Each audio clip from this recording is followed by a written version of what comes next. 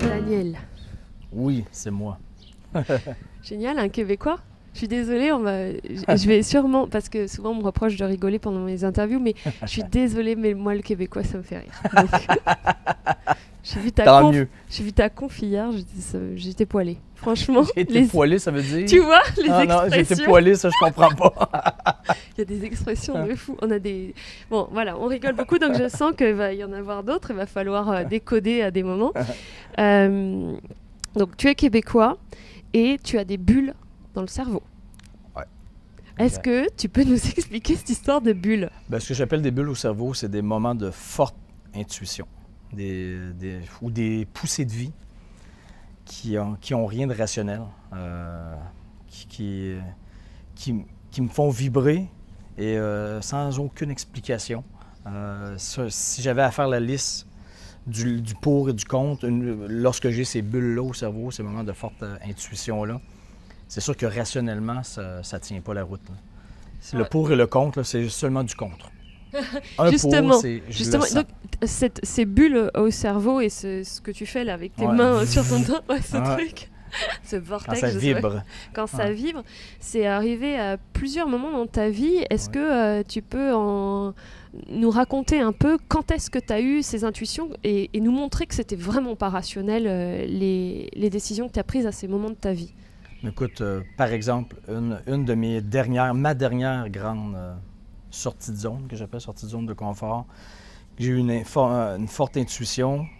Moi, j'avais une compagnie de communication pendant 12 années. J'avais 12 employés à temps plein, une très belle entreprise de communication dans la région de Québec. On s'occupait des grandes vedettes de la chanson, de Céline Dion, au Cirque du Soleil, toutes les grandes vedettes que tu connais, là, que vous connaissez ici en Europe. Moi, je travaillais avec eux lorsqu'ils passaient par Québec. Charles Aznavour, Garou, Voisine, évidemment.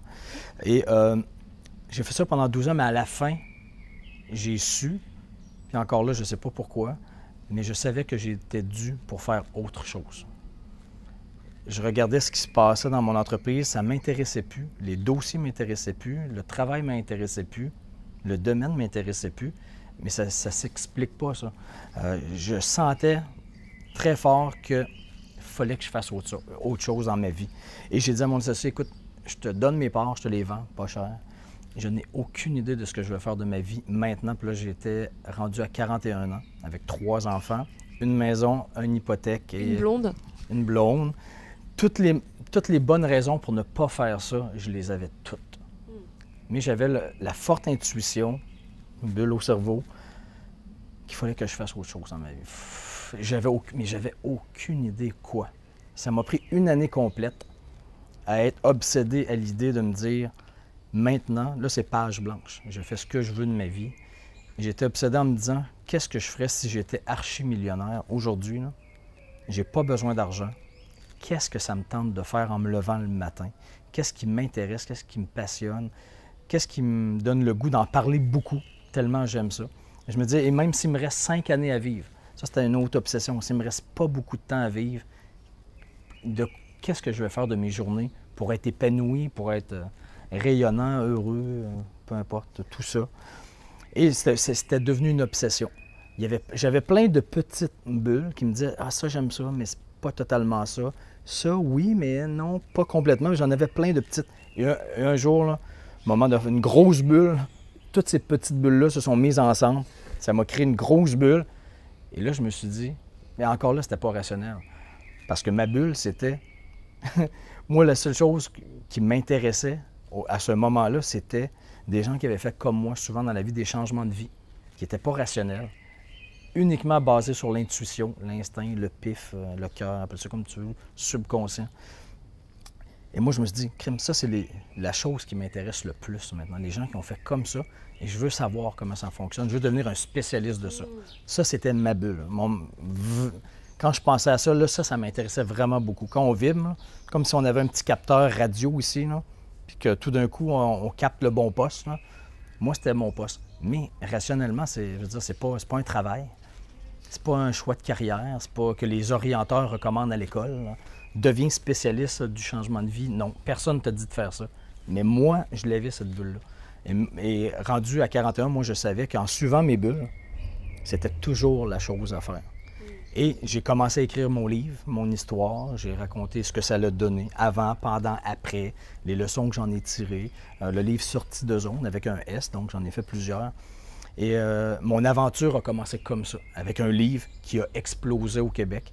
Là, j'en vends quand même de plus en plus en Europe aussi. Je suis devenu, à cause du livre, animateur à la télévision, spécialisé dans les sorties de zone de confort, des changements de vie. J'ai une chronique dans le plus gros journal de la ville de Québec maintenant. Ensuite de ça, je donne des conférences, dont une à Paris hier. Pour moi, là, c'est complètement surréel. Parce que j'ai jamais voulu écrire un livre dans toute ma vie. En fait, ça venait de très jeune parce que elle est aussi sidérante, cette histoire de quand tu avais 17 ans, 18 ans. 21 ans quand je suis parti en tournée mondiale. Et il y a quelque chose que je reconnais plutôt aux hommes plus qu'aux femmes, c'est que vous attendez pas que tout soit parfait ou que vous ayez toute la confiance que tout va fonctionner pour y aller. Est-ce que tu peux nous raconter un peu ces histoires parce que c'est assez sidérant là où ça t'a emmené? Écoute, c'est ça, j'avais 20 ans, j'ai commencé à 20 ans. À 20 ans, moi, j'avais une autre bulle. Forte intuition qui s'explique pas parce que moi, je voulais faire une tournée de rock mondial. Mais je suis pas un musicien, je suis pas un rien, je suis pas un chanteur, je joue même pas dans un band, rien.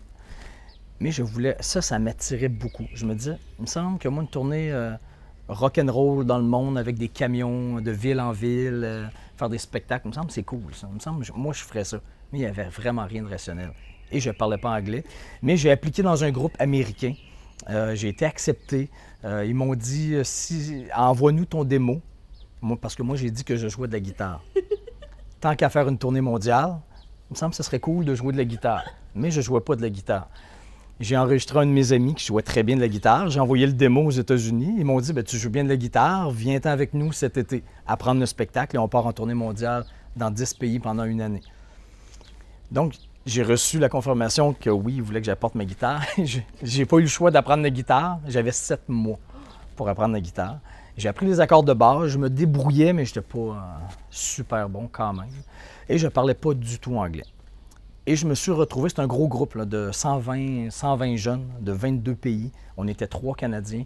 Et je me suis retrouvé, je ne sais pas pourquoi, je dis fouille-moi pourquoi, ça veut dire, allez trouver pourquoi. Là, fouille-moi comme j'ai dit hier, fouillez-moi pourquoi. Ça veut dire, essayer de trouver la raison, j'ai aucune idée pourquoi, mais je me suis retrouvé à avoir un des 3 rôles principaux de toute la tournée. Donc, au début du spectacle, c'est moi, tout seul, qui montais sur la scène, qui parlait, qui animait en anglais, alors que quelques mois avant, je ne savais pas parler anglais. C'était pas des petits spectacles, il y avait 1000 personnes. Des 1000, 3000, 15 000, des fois partout des États-Unis jusqu'à Helsinki en Finlande. Et je me suis mis à jouer de la guitare. J'étais le guitariste qui ouvrait le spectacle tout seul à l'acoustique, alors que tout le monde rentrait sur la scène, un après l'autre, jusqu'à temps qu'il y ait tout le groupe au complet en arrière de moi. C'était complètement surréel, alors que je ne parlais pas vraiment anglais, que je ne jouais pas de la guitare 7 mois. Mais donc, ça se peut. Mais moi, c'était une des plus belles années de ma vie. Quand tu as fait cette première intervention, ça s'est mal passé, en fait. Tes 2 premières interventions, c'est-à-dire que tu y es allé alors que tu jouais mal de la guitare, que tu parlais, tu balbutiais ton anglais, et pourtant tu as réussi à traverser ça. Tu fais un parallèle que je trouve assez génial tout le long de ta conférence entre les saumons. Et quand tu dis souvent, on a la vie dans la face. Ouais, ou le courant de notre rivière dans la face. Ouais.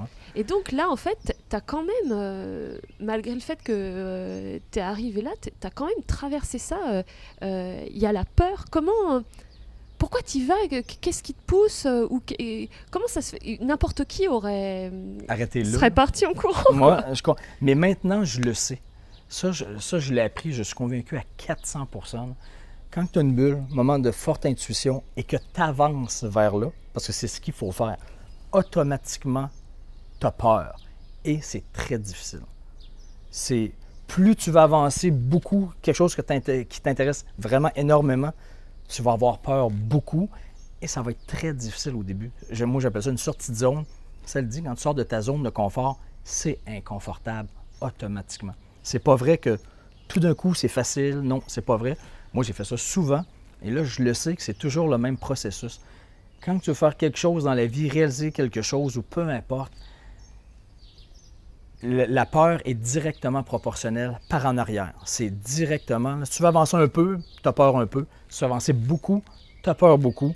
Mais je sais qu'il faut. La peur ne sert à rien. Absolument à rien. Ça ne protège pas. La peur, justement, ne nous protège pas d'erreurs à des moments? Non, elle ne nous protège pas. C'est juste instinctif. C'est comme, par exemple, dans ma conférence, je le montre, là, quand je me suis lancé en parachute. Je veux dire, sur le bord de l'avion, là, c'est le meilleur exemple de vouloir avancer dans la vie, vouloir réaliser quelque chose, parce qu'on sait que ça va être incroyable ce qu'on va vivre. Mais la peur, est directement proportionnelle par en arrière et elle nous gèle. Il faut juste devenir conscient. Là, le rationnel sert. Quand tu deviens conscient que ça, c'est normal que ça vienne et que la peur, c'est pas de l'intuition. C'est juste une réaction normale qui ne sert à rien. Parce que si tu avances, si tu te tires en parachute avec la personne, moi j'avais quelqu'un attaché dans le dos, là, je savais que je n'allais pas mourir. Rationnellement, je le savais, mais j'avais peur quand même. Mais dans la vie, effectuer un changement de vie, c'est la même chose. À chaque fois que tu veux changer, évoluer, grandir, ça fait mal un petit peu, c'est difficile. C'est comme un serpent qui perd sa peau ou qui mue. Je veux dire, une transformation, c'est pas facile. Mais il faut que tu aies la vision de savoir que ça va donner quelque chose d'extraordinaire après. Ça va être de moins en moins difficile. Moi, mes premiers spectacles devant 3000 personnes, j'avais le goût de mourir. Hein. L'angoisse totale, je ne comprenais pas ce que je faisais là. Je me disais, pourquoi je m'impose autant de stress et de difficultés dans la vie? Mais c'est ça que je veux faire. Mais c'est difficile. Là, je le sais aujourd'hui, mais à l'époque, je n'étais pas conscient de ça. Mais c'est toujours la même chose, toujours. Moi, j'ai fait des centaines d'entrevues, j'ai des centaines de témoignages de gens qui ont fait des changements, et c'est toujours ça qui arrive. Tu veux, tu le sens. Le plus difficile, c'est d'assumer ta petite bulle, là, ton intuition qui n'a aucun rapport, qui n'est pas rationnelle, que tu ne peux pas expliquer pourquoi, et que tu n'as même pas à expliquer pourquoi. On s'en fout d'expliquer pourquoi j'aime le jaune ou le bleu. On s'en fout. Tu aimes le jaune ou le bleu, mais marche vers là, et c'est fantastique ce qui arrive après. J'appelle ça de la magie. Ça fait peut-être un peu ésotérique, là, mais ça marche. C'est toujours ça qui m'a amené les plus belles expériences de toute ma vie. Là. Vraiment. Puis je ne l'ai pas fait une fois, je l'ai prouvé plusieurs fois. Donc, c'est pas vrai que j'ai été... Faut pas me dire que j'ai été chanceux. Impossible que j'ai été chanceux à chaque fois. Ouais. C'est impossible. Ouais. Donc, c'est soit que ça marche, ce que je dis, c'est pas de la chance. C'est pas du hasard. Oui, ça pourrait être spécifique à toi. Mais ouais. Juste, hier, je suis allée voir ta conférence avec Fred, donc, qui, en fait, que je ne connaissais pas. Fred suit le blog Moodstep et du coup est venu avec moi. Et on a marché ensemble après ta conférence et on a discuté. Et elle me disait, ce qui me manque... on a adoré ta conférence. Comment, elle me disait, comment je peux savoir que c'est vraiment une intuition? Comment je peux savoir que c'est pas une petite voix qui me dit n'importe quoi, quoi? Parce que toi, quand même, il y a une histoire qui est aussi assez bluffante dans ton parcours de vie, où donc tu as fait ces concerts partout dans le monde, et puis ensuite, tu as commencé à travailler. Pareil, tu as travaillé avec ton idole, donc passé...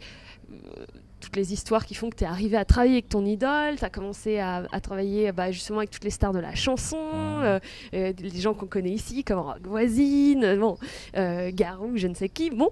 Et à un moment, alors que tu étais en plein succès, que tu travaillais avec les gens avec qui tu voulais travailler, tu n'arrivais pas à trouver une maison sur Montréal et tu es parti à Québec. Et là, juste pour tester, pour voir ce qu'il y avait à Québec, parce que tu es de Québec. Exact. La première maison, vous décidez de l'acheter alors que ton job il est à Montréal, alors que le job de ta blonde il est à Montréal, et il y a en effet zéro rationnel de signer. Zéro. Et j'ai acheté la maison en n'ayant aucune intention d'acheter une maison. Oui, alors comment tu reconnais que c'est une intuition? Comment tu reconnais l'intuition? C'est une très bonne question.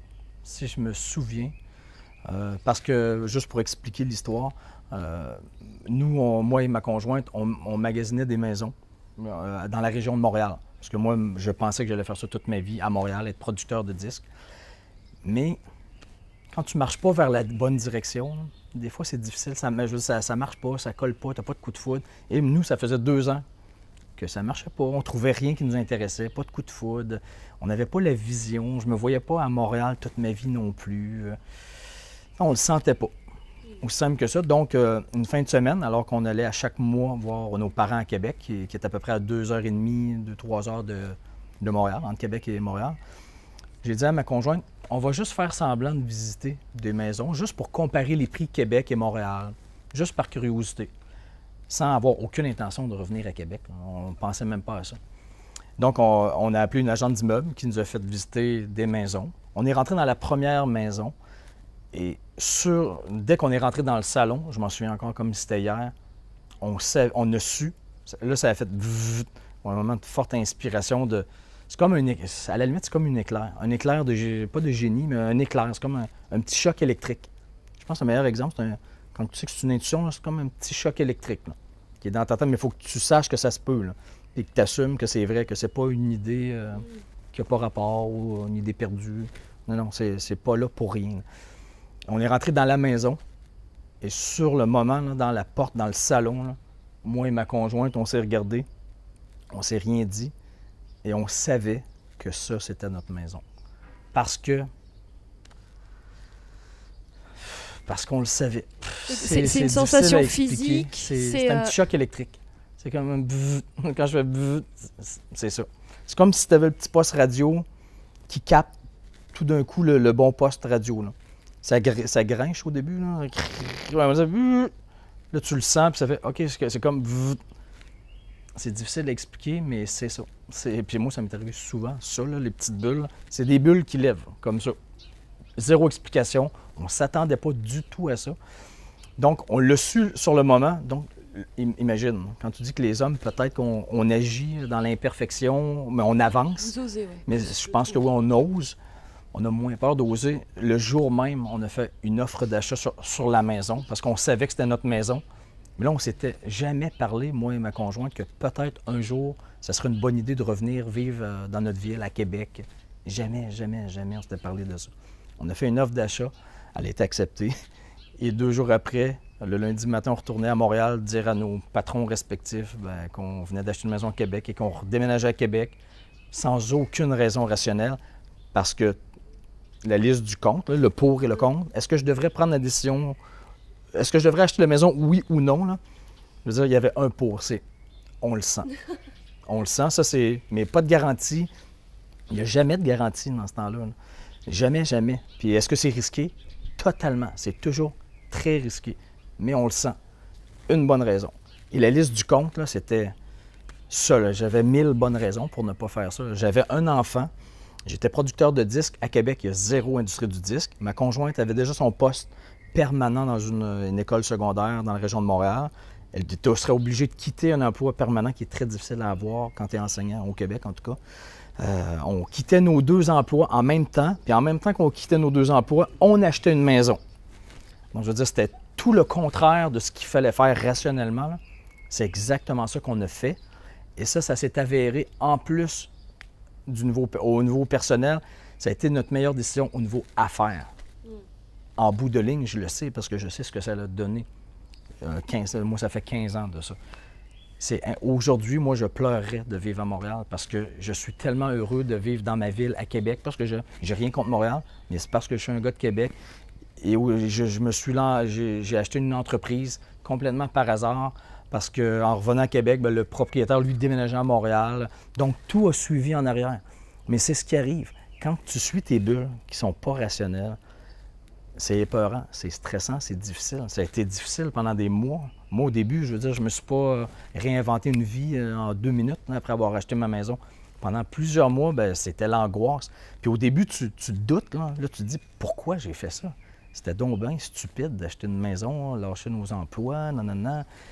Mais si tu persistes, moi, c'est là que je dis que tu as la vie dans la face. Quand tu avances vers là, c'est sûr que tu vas avoir la vie dans la face.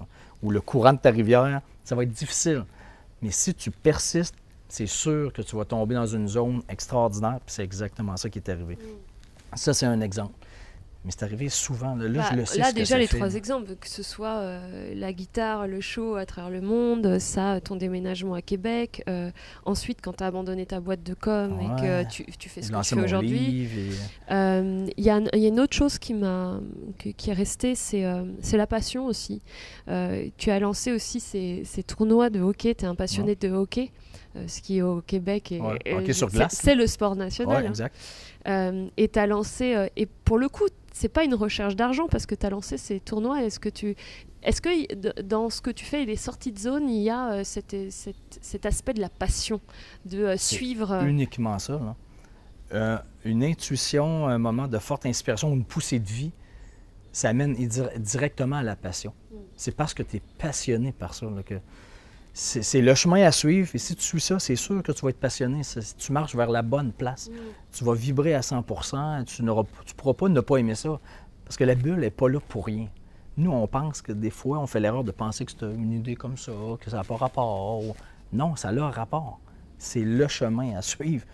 Mais il ne faut pas penser que la peur qui vient directement en sens inverse, indirectement proportionnel, il ne faut pas penser que ça, c'est de l'intuition. C'est juste de la peur normale, mais il faut suivre l'intuition parce que c'est le chemin à suivre. Mais oui, j'ai jamais fait, dans tout ce que j'ai fait dans ma vie, j'ai jamais pensé faire de l'argent. J'ai jamais pensé à faire ça parce que ça serait payant, ou que ça serait facile, ou qu'il y aurait plein de possibilités d'emploi, ou qu'il y avait moins de risques, ou peu importe. Rien. Ça, c'est rationnel, ça, penser à ça. Et ça ne sert à rien. Moi, dans mon cas, puis j'en ai vu des milliers d'exemples comme ça. Quand tu marches vers la bonne place, vers ta bulle, vers ta passion, parce que ça, c'est de la passion qui est là, c'est sûr que ça va se placer et que tu vas faire de l'argent. Moi, j'en ai fait beaucoup d'argent, puis ça a très bien été.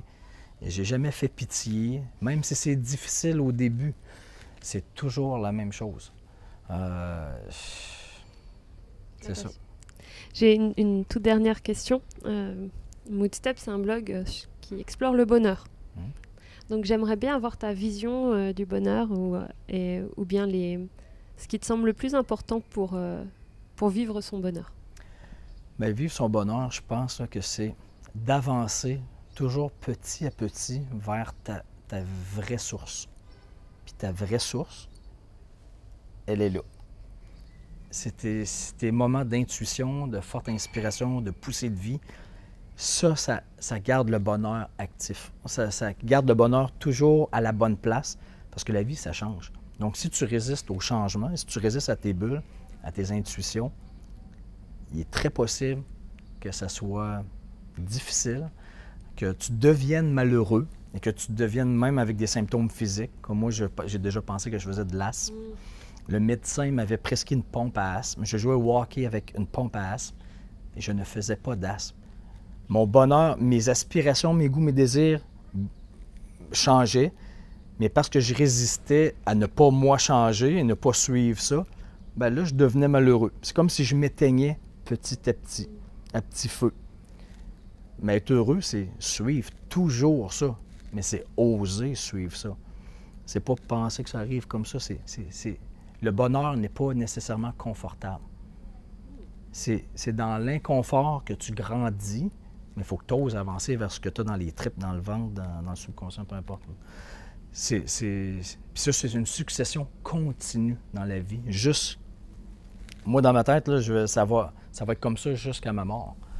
Et si je pense que là, tout est placé, que là, je suis heureux, que ça ne bouge plus, grosse erreur, parce que ça va arriver. Et si je ne le vois pas venir, et si je suis déçu, et si je suis une victime, quand ça va arriver, parce que ça va m'arriver encore, c'est sûr, parce que la vie bouge, ça change et je vieillis.